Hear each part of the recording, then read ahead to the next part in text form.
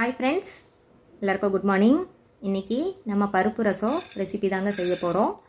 எப்பவும் போல் ஒரே மாதிரி ரசம், தக்காளி ரசம், புளி ரசம் அந்த மாதிரி வைக்காமல் குழந்தைங்களுக்கு கொஞ்சம் பருப்பு சேர்த்து வச்சு கொடுத்தீங்க அப்படின்னா ரொம்ப ஹெல்த்தியாக இருக்கும். இப்போ நான் ஒரு கரண்டி துவரம்பருப்பு போட்டிருக்கேங்க. போட்டு அதை 2-3 வாட்டி வாஷ் பண்ணிவிட்டு தேவையான அளவு தண்ணி விட்டு நல்லா விசில் விட்டு எடுத்துக்கோங்க. குலைவாக வேகிற அளவுக்கு விசில் விட்டு எடுத்துக்கோங்க. நான் இப்போ ஒரு 5 விசில் போல் விட்டுட்டேன். இப்போ ஒரு நெல்லிக்காய் சைஸ் அளவு நான் புளி ஊற போட்டிருக்கேங்க. இதை அப்படியே ஊறட்டும். இப்போ 2 தக்காளி, நல்லா பழுத்த தக்காளியாக 2 தக்காளி எடுத்துக்கோங்க. எடுத்துட்டு கையிலேயே நல்லா பிழிஞ்சு விடுங்க. இந்த பருப்பு ரசத்துக்கு தக்காளியை ஃப்ரெஷ்ஷாக அப்போவே பிழிஞ்சு விட்டால் தான் டேஸ்ட்டு நல்லாயிருக்கும். வேக வச்சு போட்டிங்க அப்படின்னா சாம்பாரோட டேஸ்ட் வந்த மாதிரி இருக்குங்க. நல்லா பிழிங்க.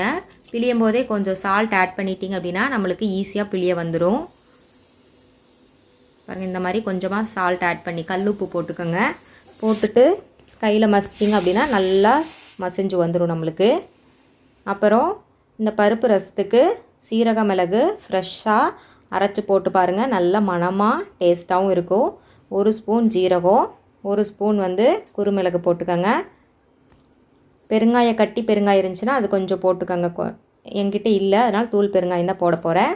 பூண்டு இதுக்கு நாட்டு பூண்டு சின்னதாக தான் இருக்கும். ஆனால் நல்லா மணமாகவும் காரமாகவும் டேஸ்ட்டாகவும் இருக்கும். தோலோடையே நான் ஒரு 5-6 பல் சேர்த்திக்க போகிறேன்.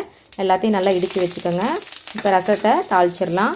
அதுக்கு ஒரு பேனில் 1 டேபிள் ஸ்பூன் எண்ணெய் விட்டுட்டு ஒரு 5-6 சின்ன வெங்காயம், 2 காஞ்ச மிளகாய் போட்டு நல்லா வதக்கிக்கோங்க. வதக்கிட்டு நம்ம இடித்து வச்சுருந்த அந்த இஞ்சி, பூண்டு, மிளகு எல்லாத்தையும் உள்ளே ஆட் பண்ணிக்கலாம்.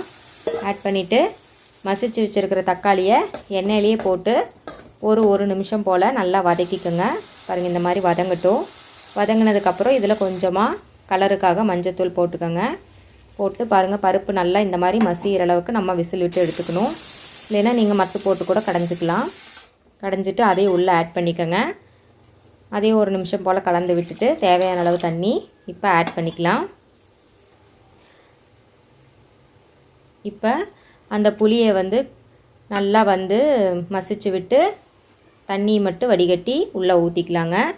பருப்பு ரசத்துக்கு கொஞ்சம் புளி விட்டாதான் சூப்பராக இருக்கும். தேவையான அளவு உப்பு போட்டு கொதி விட்டு இறக்குங்க.